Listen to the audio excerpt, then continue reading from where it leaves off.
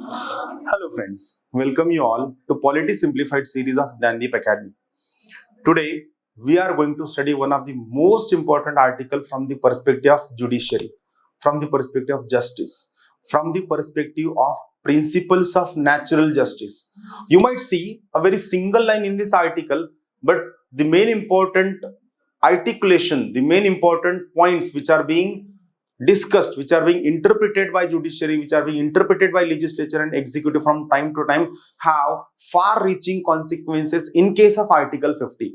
So what Article 50 says? Article 50, it basically talks about one very important thing. It says that we must separate judiciary from executive. So basically, Article 50 is about separation of executive from judiciary. Now, a simple question comes to our mind: why there is need for separation of this executive from judiciary? What all points are there? Its main purpose is twofold. First, its main purpose is to have protection of principles of natural justice. Its purpose is to protect what? To protect principles of natural justice is first purpose. And its second purpose, what is second purpose?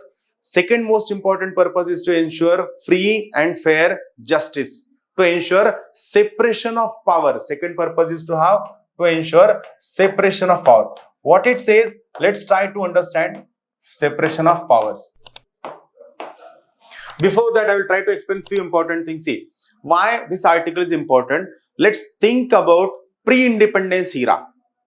In pre-independence era, district collector was one of the most important person.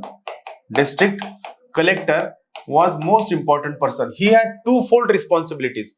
He was judicial magistrate. Remember, he was judicial magistrate, as well as he was known as executive magistrate. As well as he was known as what? He was known as executive magistrate also. What it means, why it is important? See, when district collector was working as judicial magistrate, he had the right to try civil as well as criminal cases. Civil cases as well as criminal cases. That is, what used to happen, let's imagine a scenario, there is murder in your locality. Whenever there is a murder in your locality, you approach judiciary. But in pre-independence era, whenever there is murder, any kind of theft, any kind of robbery, any kind of burglary, you had to approach judicial magistrate, you had to approach district collector. And in that, what used to happen? Most of these crimes were committed by Britishers. And see what happens, whenever a Britisher goes to Britishers for seeking justice, that British collector was always in favor of that particular Britishers, and he used to deny justice to the Indian. Why it used to happen? The most important reason: no one should be judge of his or her own cause. That is, a police officer should not sit in a judging capacity for police officers. An IAS officer should not sit as a judge for that particular IAS officers or persons from the revenue. So this used to violate the most important principle of natural justice. No one should be judge of his or her own cause. This was the most important point. That's why this was part of judicial magistrate, and also district collector had the power of executive magistracy. That is, he used to try the cases of taxation matter. He used to try the cases of revenue matter. So what happened after independence? We completely abolished all judicial magisterial powers of the collector. We completely abolished all judicial magisterial powers of district collector. And regarding this executive magistracy also, we kept very few powers. This is called as separation of executive from judiciary.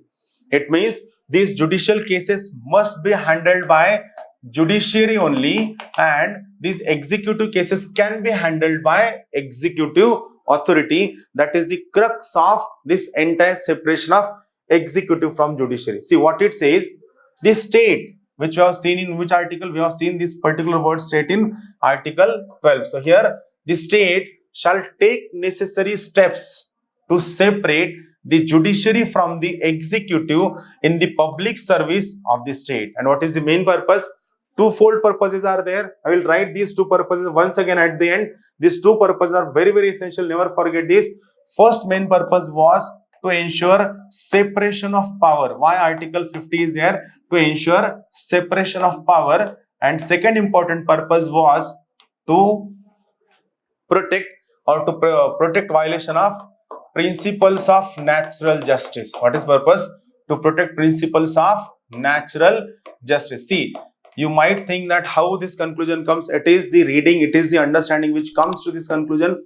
But Article 50 is very, very important. Article 50 has a potential to come as a complete question in your UPSC answer writing as well as in your MPSC or any state public service answer writing question. That's all. Thank you.